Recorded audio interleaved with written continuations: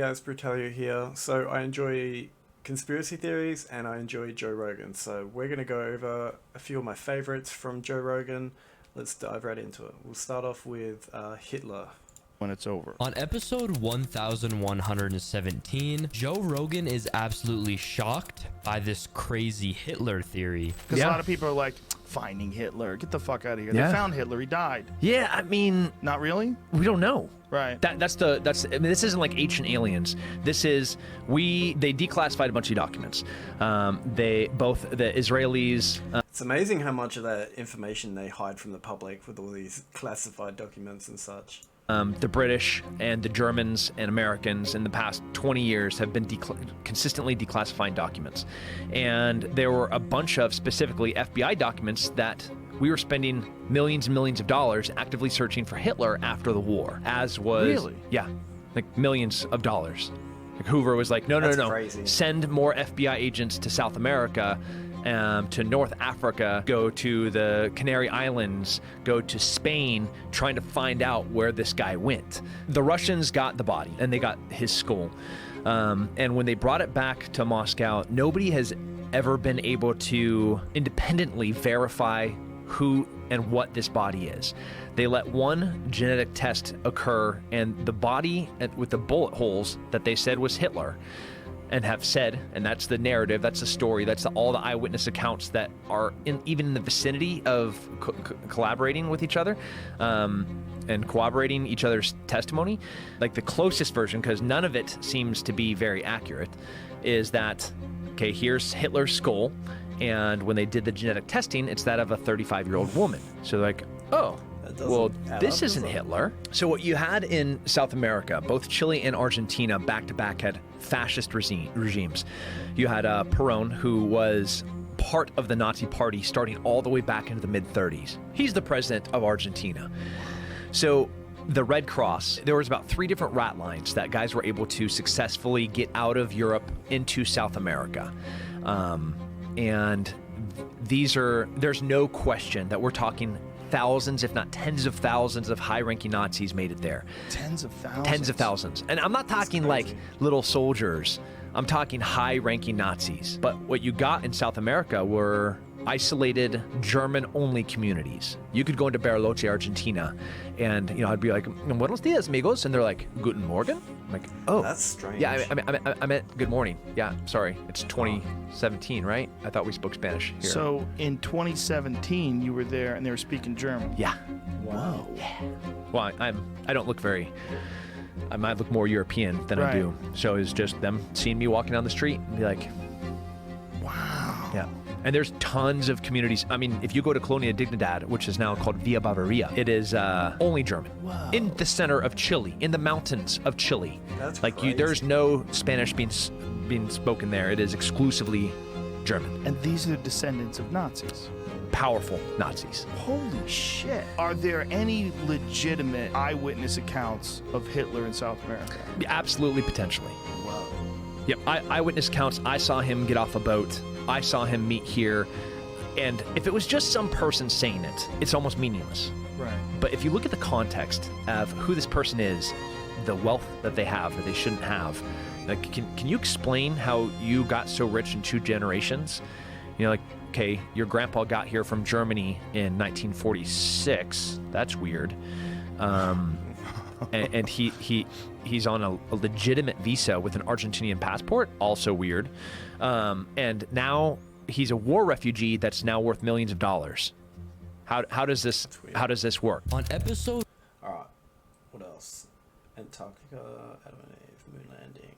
Inside Job, this one's a good one too. Go with this one.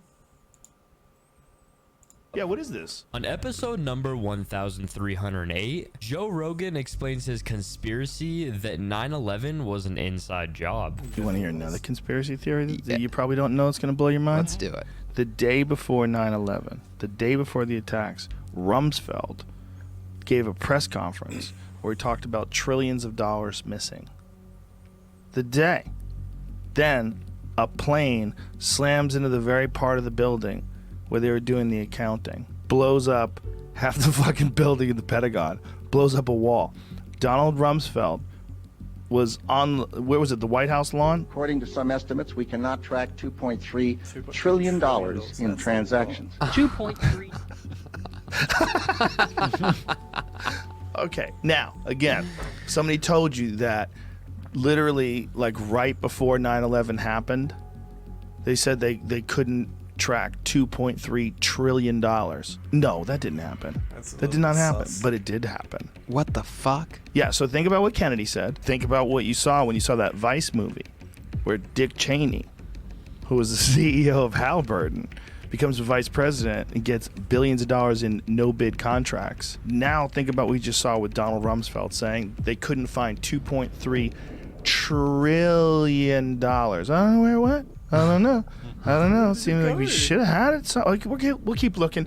Oh no, the spot where we looked just blew up. Oh my god. What the Find out hell? if that's true. If it was the accounting office, because this is what I love to say it because it sounds good. But let's make sure it's true that part blew up. But either way, that he did say that, and then they did get hit by a plane a couple of days later. It's unbelievable. It's so crazy, and no one talks about that $1 trillion. On episode 1. Alright, what else? Ben Franklin's good too. On episode number 1852, guest Sam Tripoli shares his theory that Ben Franklin was doing experiments on human bodies. Dude, you ever hear about what Ben Franklin was? Okay, that's a different story. But What did he do? you never heard that, like, what he was found in? They found in his house, No. like tons of bodies, bro. What? Ben Franklin, they found tons of bodies in his. Ben Franklin was a serial killer? No, he was like doing some weird shit, dude. Bodies, Like stuff. experimenting yeah, with bodies? Yeah. Is this real? Ben Franklin. Everything I say. Was Ben Franklin's basement filled with skeletons? Repairs on Franklin's old London house turned up 1,200 pieces of bone from at least 15 people. He's like, what the fuck? Holy shit. For nearly 2 decades. By the way, this is from the Smithsonian. Crazy. This is not some wacky conspiracy This ain't site. SamTripoli.com. Yeah. For nearly 2 decades leading up to the signing of the Declaration of Independence, Benjamin Franklin lived in London in a house on 36 Craven Street. In 1776, Franklin left his English home to come back to America. More than 200 years later, 15 bodies were found in the basement, buried in a secret windowless room beneath the garden. Sus. In 1998, conservationists were doing repairs on 36 Craven, looking to turn Franklin's old haunt into a Wonder what he museum. was doing. From a 1 meter wide, 1 meter deep pit, over 1,200 pieces of bone were Something retrieved. dodgy. Remnants of more than a dozen bodies, said Benjamin Franklin's house. 6 were children. Wow. Forensic investigation showed that the bones dated to Franklin's day. Holy shit. What's he doing? The most plausible explanation is not mass murder, but an anatomy school run by Benjamin's young friend and protege, William Hewson. Oh, just an anatomy school. Yeah, and we're just gonna bury them downstairs. Note Yeah. to add in another article about this. Oh boy. Not It's sus just at Franklin's history as a Mason was one of the historian's initial points of inquiry. Though shrouded in secrecy, Masonic rituals have dark, known undercurrents which have at times gone horribly wrong. For example, in a 2004 initiation ceremony, a new member was accidentally shot by a member who meant to fire an empty gun but instead fired a loaded one. So Yeah. they fake shot at each other. Yeah. But when historians dug deeper into what was going on in the Franklin home during the years the bones dated back to, they discovered the real culprit behind the bones is one of William Houston, Yeah, the the medical article's the student. same. Yeah, they're basically saying the same thing. Crazy, right? Yeah. Joe Rogan's that's theory. crazy. What else have we got? Lost City of Atlantis is a really interesting one too. I don't think this clip was that great. What else? Parallel Universe. One World Government. This one's good. Got this one too. On a Joe Rogan podcast from February 17th, 2019, Eddie Bravo shares his crazy conspiracy about space and one world government. The only way to make a one world government work is to have the people embrace it. They have to. I've heard this a few times now where they're going to try and have they're going to try and have drones that like fake an alien invasion, and then they're going to send off real nukes and claim it's the aliens, and then have everyone try to combine a one world government to defend these aliens, and that's their like master plan to get their one world government thing. So this is kind of similar to that. Want it because nobody wants it. So the trick is to make people want it, to embrace it. There's only one way. The only way. And they've known this forever. All part of that New World Order shit that the World Economic Forum keeps pushing. The Vatican knew this. The Vatican, the Pope wanted to rule the world. They all knew it, but they couldn't do it.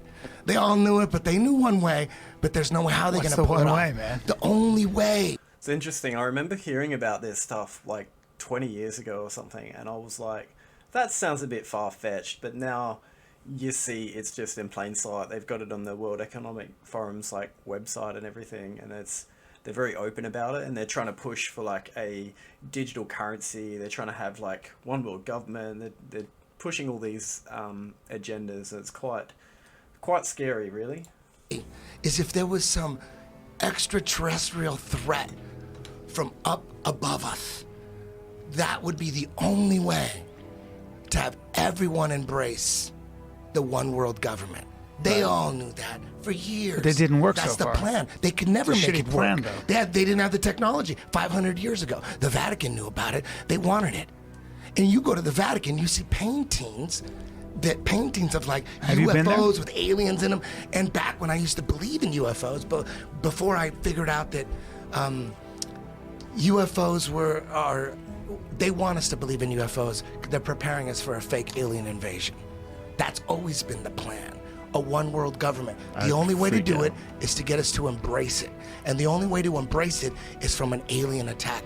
Ronald Reagan talked about it many times at the UN, CFR. He talked about it because wouldn't it make, he looked at all the leaders of the nation, of the world, and said, wouldn't it make our lives easier if we just had some kind of extraterrestrial threat? On Joe Rogan